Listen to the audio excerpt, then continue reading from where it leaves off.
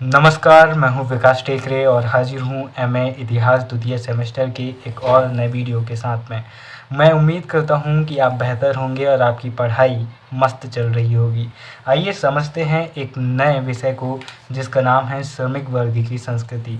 इतिहास में श्रमिकों के साथ कैसा उनके विषय में विवरण किया गया है, इसमें हम जानेंगे। साथ ही इस अध्याय से किस तरह से प्रश्न बनने के आसार हैं, ये भी हम समझेंगे। हमारी जानकारी इतिहास लेखन की इस किताब से होगी जिसके राइटर हैं डॉक्टर एस.एल. बरे। आइए समझते हैं और शुरुआत करते हैं इस अध्याय की। और मैं आशा करता हूँ कि आप वीडियो के अंत तक बने रहेंगे और हम साथ में मिलकर बेहतर पढ़ेंगे। आइए देखते हैं। यहाँ पर पल्सर्ट का एक कथन आता है। उनके मकान मिट्टी के बने हुए छप्पर की छतों के हैं। कुछ मिट्टी के घड़ों और पकाने के बर्तन व दो चार चारपाइयों के अतिरिक्त उनके घरों में साज सज्जा की सामग्री बिल्कुल नहीं है। पल्सट के इस कथन से ही प्रतीत होता है कि ब्रिटिश काल व उससे पहले श्रमिकों की स्थिति बेहतर नहीं थी।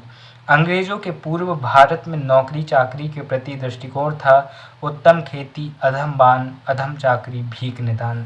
प्रत्येक युग में मजदूर वर्ग उपेक्षित रहा है। हमारे इतिहास में हम सब जानते हैं कि भारत एक कृषि प्रधान देश है और अतीत में हम और बेहतर कृषि प्रधान देश थे। नौकरी करना उतना ज़्यादा सही नहीं माना जाता था क्योंकि सभी के पास अच्छी खासी खेती हुआ करती थी, तो बस उसी में सब खुश रहते थे और मजदूरों को आज भी निम्न दृष्टि से देखा जाता है। आज आप भी देखिए, आप जिस कॉलेज में पढ़ने जाते हैं वहाँ के प्रोफेसर भी 8 घंटे काम करते हैं और आप ही के कॉलेज का प्यून भी 8 घंटे का काम करते हैं। लेकिन दोनों के प्रति आपका नज़रिया कैसा है? क्या आप कभी अपने कॉलेज के गार्ड, सिक्योरिटी गार्ड या प्यून को सर कहकर बोलते हैं? नहीं, बल्कि प्रोफेसर को क्या आप कभी नाम लेकर या फिर तुम या आप से कहते हैं? नहीं, आप उन्हें सर कहते हैं और पियून को आप एक सामान्य भाषा में बात करते हैं। एक मजदूर 8 घंटे काम करता है, वहीं एक अमीर व्यक्ति भी 8 घंटे काम करता है। लेकिन समाज में एक मनोदशा, एक मानसिकता बन चुकी है कि जो बेहतर पद में होगा, जो ज़्यादा पैसे कमाएगा, वही सम्मान पा सकता है, वरना कोई सम्मान का हकदार नहीं। दोस्तों, आगे देखते हैं भारत में श्रमिकों की स्थिति कैसी रही है और हम यहाँ पर बिंदुओं के ज़रिए समझने का प्रयास करेंगे। ये स्थिति हम इतिहासकारों के ज़रिए समझने का प्रयास कर रहे हैं। 19वीं शताब्दी में भारतीय श्रमिकों की स्थिति अत्यंत शोचनीय थी। कारखानों को श्रमिकों की दयनीय दशा के विषय में हम बात कर रहे हैं। श्रमिकों को कोई सुविधा प्राप्त नहीं थी और ना ही कारखानों में समुचित व्यवस्था थी। अतः कम वेतन, समुचित प्रकाश का अभाव और घुटन भरे माहौल में भी श्रमिकों को कार्य करना पड़ता था। इसके बाद हम देखते हैं श्रमिकों की मांग। 1881 ईस्वी का प्रथम कारखाना अधिनियम मजदूरों की समस्याओं को दूर करने में कारगर साबित नहीं रहा। वास्तविकता यह थी कि इसे कभी लागू ही नहीं किया गया। इस तथ्य की जानकारी के लिए एक कमीशन नियुक्त किया गया था। यहाँ पर एक सामान्य सी बात है, हम खुद इनका विवरण अपने हिसाब से लिख सकते हैं। बस हमें समझना है कि श्रमिक कहाँ कहाँ थे। कारखानों में श्रमिक होते हैं तो कारखानों में श्रमिकों की स्थिति पर आपको विवरण करना है। श्रमिकों के हित, इस समय जब बड़े बड़े लोगों के हित नहीं पूरे हो रहे थे तो फिर श्रमिकों के हित कैसे हो सकते हैं पूरे, क्योंकि इस समय राजशाही थी, ब्रिटिश हुकूमत हम पर हावी थी। इस समय किसी भी प्रकार की सरकार या फिर लोकतंत्र नहीं था, तो यहाँ पर सभी का शोषण होना लाजमी बनता है। इसके बाद हम देखते हैं एन.एम. लोखंडे के प्रयास। आज हम जिस रविवार की बात करते हैं और भारत में जिस रविवार की छुट्टी के हम मज़े लूटते हैं, उसकी शुरुआत एन.एम. लोखंडे जी के प्रयास से ही शुरू हुई थी। नारायण मेघाजी लोखंडे को भारत में ट्रेड यूनियन आंदोलन का पिता कहा जाता है। उन्होंने सरकारी कमीशन के समक्ष मांगे रखी, जिससे काम के घंटे निश्चित करने, साप्ताहिक छुट्टी दिए जाने, चोट लगने पर मुआवजा दिए जाने और समय पर वेतन विवरण था। हालांकि लोखंडे की मांगों के अनुरूप अधिनियम नहीं था, फिर भी इनकी काफ़ी मांगें मान ली गई।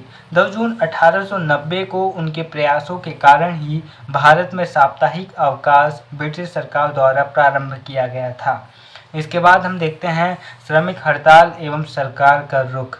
श्रमिक हड़ताल एवं सरकार का रुख। श्रमिक हड़तालों के परिणाम स्वरूप 1891 में दूसरा भारतीय कारखाना अधिनियम पारित किया गया, जिसके द्वारा श्रमिकों को कुछ सुविधाएं प्रदान कर साप्ताहिक छुट्टी की मांगें स्वीकार कर ली गई।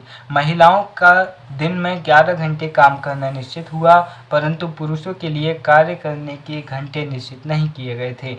बाल श्रमिकों को 7 घंटे काम करने का भी निश्चय इस अधिनियम के माध्यम से किया गया था। बागान के स्वामी मजदूरों को अधिक वेतन देने के विरोधी थे, अतः श्रमिकों को धोखा देकर दास के रूप में कार्य करने के लिए बाध्य किया गया था।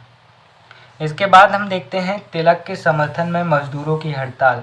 हम यहाँ पर ये जानने का प्रयास कर रहे हैं इस वीडियो के ज़रिए कि जो अंग्रेज़ों का ब्रिटिश काल रहा है उस समय श्रमिकों की स्थिति कैसी थी, और जब उनकी स्थिति बेहतर होने लगी तो उस बेहतरी में किन किन लोगों ने उनका साथ दिया। क्या सरकार ने अधिनियम बनाकर उनकी कोई सुविधाएं उन्हें मुहैया करवाई, क्या फिर आंदोलन या फिर स्वतंत्रता संग्राम से इनका कोई वास्ता था, या फिर ये अपनी समस्याओं से जूझ रहे थे। आइए देखते हैं। 20वीं शताब्दी के प्रथम दशक में राष्ट्रीय आंदोलन अपनी पराकाष्ठा पर था। इसी समय डाक तार विभाग और सरकारी प्रेस के कर्मचारियों ने भी हड़ताल की घोषणा कर दी। जब बाल गंगाधर तिलक को 22 जुलाई 1908 को पुनः 6 वर्ष के लिए जेल में डाल दिया गया, तब मुंबई के मजदूरों ने सड़क पर 6 दिनों तक पूर्ण हड़ताल रखी। उन्होंने सरकारी सड़कों पर सेना का भी सामना किया। यह तिलक के बंदीकरण के विरोध में मजदूरों की प्रथम सफल हड़ताल थी, जिसमें लाखों श्रमिकों ने भाग लिया था। इसके बाद देखते हैं वैश्विक घटनाओं का प्रभाव। प्रथम विश्व युद्ध के समय में भारत के राजनीतिक एवं आर्थिक जीवन में कई महत्वपूर्ण परिवर्तन हुए। रूस की बोल्शेविक क्रांति ने मजदूरों को अत्यधिक प्रभावित किया और बंगाल के मजदूर भी इससे अछूते नहीं रहे। परिणामतः भारत में भी मजदूर आंदोलनों का श्रीगणेश हुआ। प्रथम विश्व युद्ध के कारण भारत की अर्थव्यवस्था पर भी प्रभाव पड़ा और मजदूरों को कई आर्थिक समस्याओं का सामना करना पड़ा। आर्थिक मंदी ने इनके जीवन को नारकीय बना दिया, जिससे धनी और धनवान होते गए और गरीब होते गए। साम्यवादियों का मजदूर संगठनों पर प्रभाव। चूँकि इस समय विश्व में भी क्रांतियाँ हो रही थी, 1917 की रूसी क्रांति और इसी समय फ्रांसीसी क्रांति, इस समय विश्व की जिन भी क्रांतियों ने अपना प्रभाव डाला, उनका प्रभाव भारत के लोगों पर भी स्वाभाविक था। और इसी तरह साम्यवाद विश्व में इस समय एक बड़ा प्रभाव रख रहा था, तो उसने मजदूरों पर क्या प्रभाव डाला देखते हैं। 1929 ईस्वी में भारत के इतिहास में एक जटिल स्थिति उत्पन्न हो गई। पुराने सुधारवादी नेताओं को उनके पदों से हटाया जा रहा था। साम्यवादियों ने न केवल राष्ट्रीय आंदोलन को प्रभावित किया, अपितु वे अंग्रेजी साम्राज्यवाद को उखाड़कर पूर्ण स्वतंत्रता प्राप्त करने के भी इच्छुक थे। इसके बाद हम देखते हैं रूसी क्रांति के प्रभाव से मजदूर संगठनों का उदय। चूँकि साम्यवाद से ये पहले ही प्रभावित हो चुके थे, तो रूसी क्रांति से भी प्रभावित होना स्वाभाविक ही था, क्योंकि साम्यवाद रूस से ही तो आया था। 1917 ईस्वी की रूसी क्रांति के बाद मजदूर यूनियन का उदय एक शक्तिशाली इकाई के रूप में हुआ और साम्राज्यवादी शक्तियाँ भी उनका दमन नहीं कर सकी। मजदूरों को न्याय दिलाने के लिए अंतर्राष्ट्रीय श्रम संगठन का राष्ट्र संघ के अंतर्गत गठन किया गया। अंतर्राष्ट्रीय श्रम संगठन या फिर ILO इंटरनेशनल लेबर ऑर्गेनाइजेशन आज के समय भी श्रमिकों के लिए एक महत्वपूर्ण संगठन है, जो विभिन्न देशों में श्रमिकों के हित में गाइडलाइन जारी करता है। आगे देखें, परंतु भारत में कोई अखिल भारतीय स्तर का संगठन मजदूर संगठन न होने के कारण सरकार स्वेच्छा से प्रतिनिधि चुनकर अंतर्राष्ट्रीय श्रम संगठन में भेजती थी।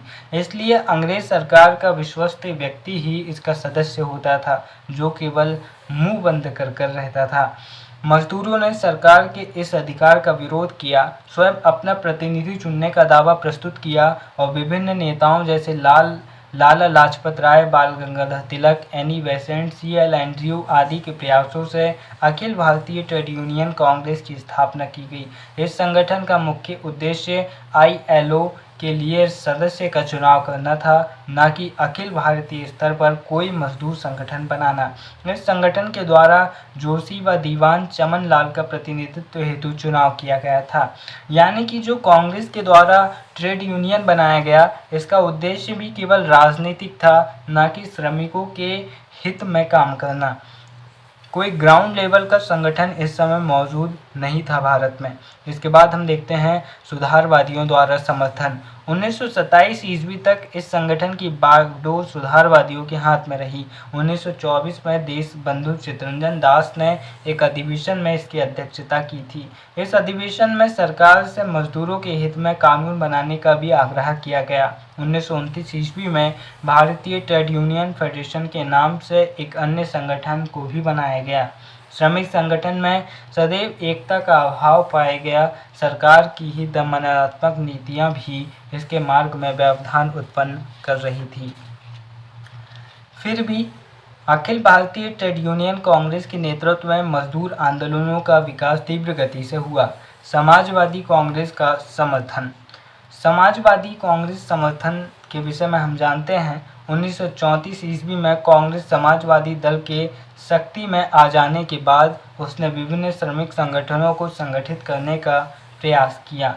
उसे इस कार्य में 1938 ईस्वी में सफलता प्राप्त हुई। सरकार ने मजदूर आंदोलनों पर प्रतिबंध लगाने के लिए भारतीय सुरक्षा अधिनियम का प्रयोग किया। सन 1920 ईस्वी में 1920 में अखिल भारतीय राष्ट्रीय ट्रेड यूनियन कांग्रेस की स्थापना हुई।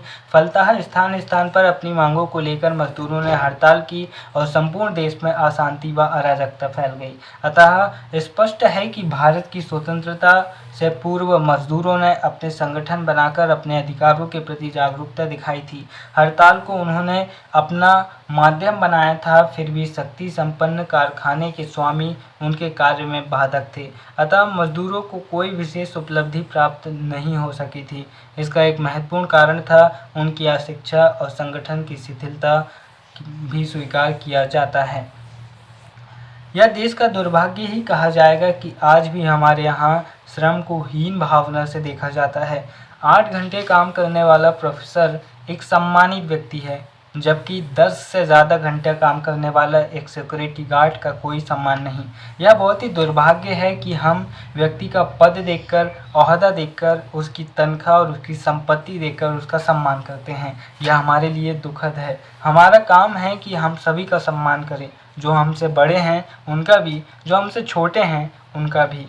और वीडियो के अंत में मैं बस इतना ही कहना चाहूँगा, अच्छा इसलिए ना करो कि बदले में अच्छा मिले, अच्छा इसीलिए करो कि किसी और को खुशी मिले, सुख मिले। कोई आपको देखकर बेहतर बनने का प्रयास करे। कई बार ये होता है कि हमें लगता है कि कोई हमें नहीं देख रहा है, जबकि हर समय कोई ना कोई हमें देख रहा होता है। इसलिए अपने आप को ऐसा बनाएं कि कोई आपको देख रहा है। इसलिए बेहतर काम करें, बेहतर बने। फिर मिलेंगे अपने अगले किसी और वीडियो में। तब तक के लिए नमस्कार, जय हिंद।